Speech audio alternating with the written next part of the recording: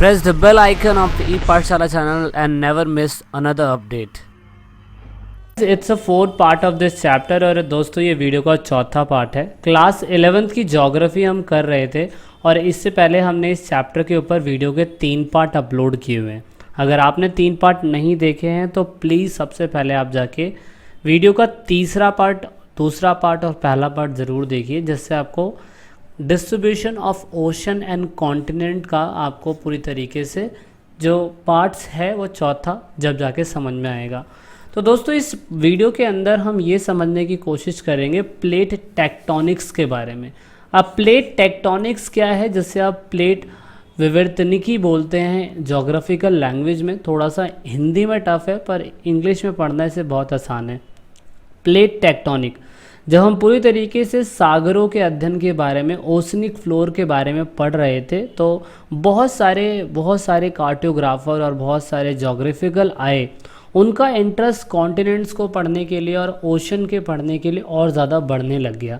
तो इसलिए फाइनली क्या हुआ, 1967 के टाइम पीरियड पे नए हमारे ज्योग्राफिकल आए, जिन्हें आप मैकेंजी के नाम से जानते हैं।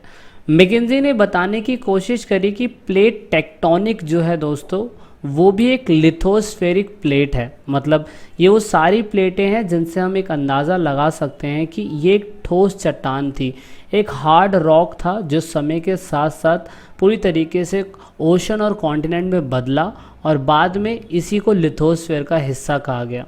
इसमें दोस्तों जो हमारा एथनोस्फेयर होता है उसका बहुत इम्पॉर्टेंट रोल होता है। अगर आप बात करेंगे कि लिथोस्फेयर का ये वाला हिस्सा जिस पे हम रहते हैं और साथ में अपर मेंटल जिसे आप बोलते हैं, उन दोनों हिस्सों के जस्ट नीचे वाला हिस्सा जो है वो एथनोस्फेयर कहलाता है।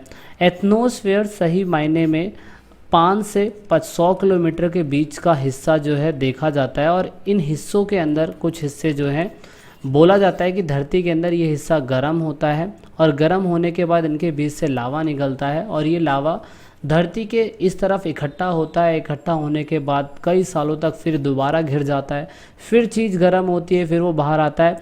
और इससे दोस्तों कहीं ना कहीं बोला गया है कि जो मतलब ओशनिक प्लेट्स है, जो ओशनिक प्लेट्स है या धरती की जो प्लेटें हैं, वो धीरे धीरे करके अलग होने लग गई थी। तो इस तरीके से सभी साइंटिस्ट ने ये देखने की कोशिश करी कि जो लैंड मास वाला हिस्सा है, उस हिस्से को तो इन लोगों ने कहीं ना कहीं कॉन्टिनेंटल प्लेट बोलने की कोशिश करी और साथ में जो पानी का हिस्सा है उस हिस्से को इन्होंने ओशनिक प्लेट बोलने की कोशिश करी।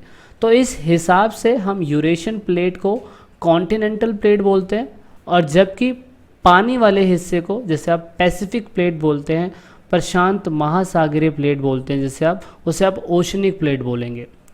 तो इस तरीके से प्लेट टेक्टोनिक के अंदर 7 मेजर प्लेट्स हैं और छोटी छोटी माइनर्स प्लेट भी बोली गई। अब दोस्तों 7 मेजर प्लेट्स में सबसे पहले आप अंटार्कटिक प्लेट को देखते हैं। अंटार्कटिक प्लेट जो सही मायने में चारों ओर ओशनिक प्लेटों से घिरा हुआ है। आप देख सकते हो ये सारी ओशनिक प्लेटें हैं जिनसे ये घिरा हुआ है। साथ में फिर आप देखेंगे जो नॉर्थ अमेरिका प्लेट है, नॉर्थ अमेरिकन प्लेट, इसके अंदर भी अमेरिकन्स के कुछ हिस्से हैं, कैरिबियन द्वीपों के कुछ हिस्से हैं, साथ में इन कंट्रियों के कुछ हिस्से हैं जो इसी के साथ में आते हैं। उसके बाद दूसरा है हमारा south American plate. South American plate के अंदर भी आप देखें कुछ कैरिबियन द्वीपों के भी कुछ हिस्से हमें देखने को इसके अंदर मिलते हैं। फिर है हमारे पैसिफिक है, अरेबियन है, इंडियन है और उसके साथ साथ ऑस्ट्रेलियन प्लेट है। ये सारे की सारी 7 प्लेटों का हिस्सा है। और दोस्तों अब मैंने आपको बताया था कि 8वीं प्लेट भी बन चुकी है, जिसे हमने नए कॉन्टिनेंट का नाम दिया है। बच्चों ने कमेंट करा था तो थैंक यू उसके लिए। इसका मतलब आप अवेयर हैं नई नई चीज़ों को जानने के लिए।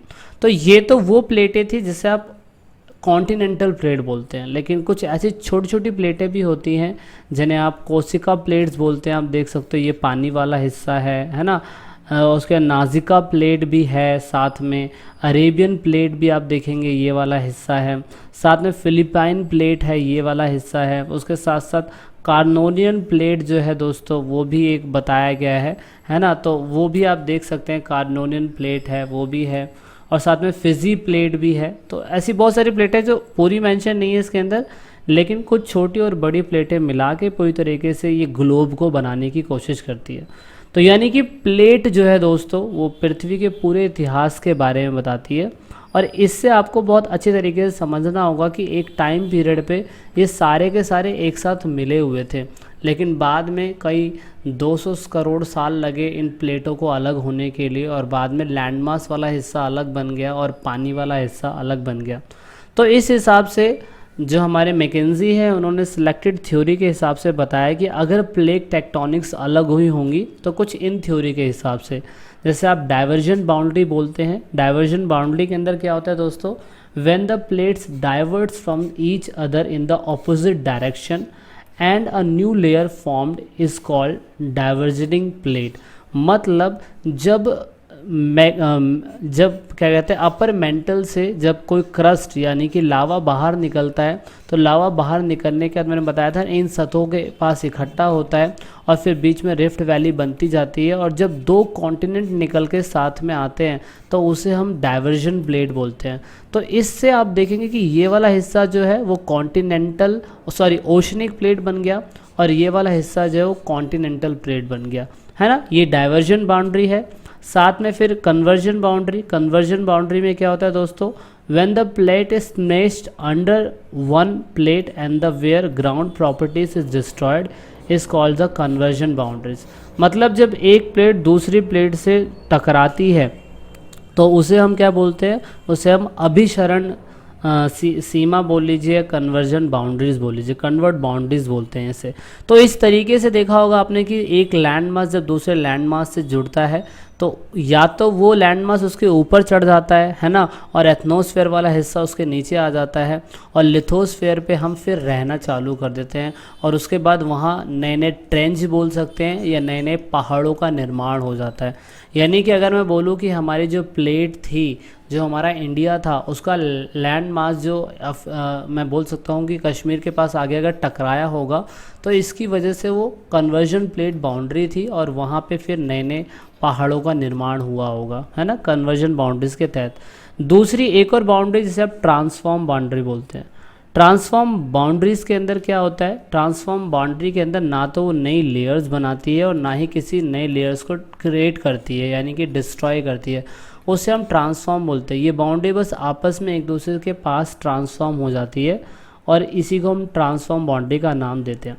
तो दोस्तों मेरा आपसे क्वेश्चन सबसे बड़ा यही है कि आपको ये बताना है कि अगर लैंडमास जो बना है भारत, इंडिया जो लैंडमास बना है, वो किस बाउंड्री के कन्वर्जन होने से बना है। क्या वो ट्रांसफॉर्म से बना है, क्या वो कन्वर्जन से बना है, या आप डाइवर्जन से बना है, आप पता कर सकते हैं। तो इस पूरी वीडियो के अंदर यही था। I hope you got so much information from this chapter. लेकिन धरती के बनने के साथ साथ कॉन्टिनेंट का बनना अपने आप में एक कहानी था। तो I hope you got so much little information from this chapter. अभी तो आपके लिए इतना ही था, मिलते हैं जल्द ही हम नेक्स्ट चैप्टर की तरफ। So this is it in this video. तो लास्ट में दोस्तों, अगर आप वीडियो को देख रहे हैं और ई पाठशाला चैनल के आप सब्सक्राइबर हैं या नए सब्सक्राइबर हैं, तो ईट पाठशाला की टीम से आप सभी को यही रिक्वेस्ट है कि आप इन सभी वीडियो को अपने दोस्तों के साथ शेयर ज़रूर करें, और कोशिश करें कि आप दूसरों को शेयर करवाने के लिए बोलें, क्योंकि आप जितना वीडियो को शेयर करेंगे उतना ही हम और लोगों की मदद कर पाएंगे, क्योंकि पढ़ेगा इंडिया जब भी बढ़ेगा इंडिया।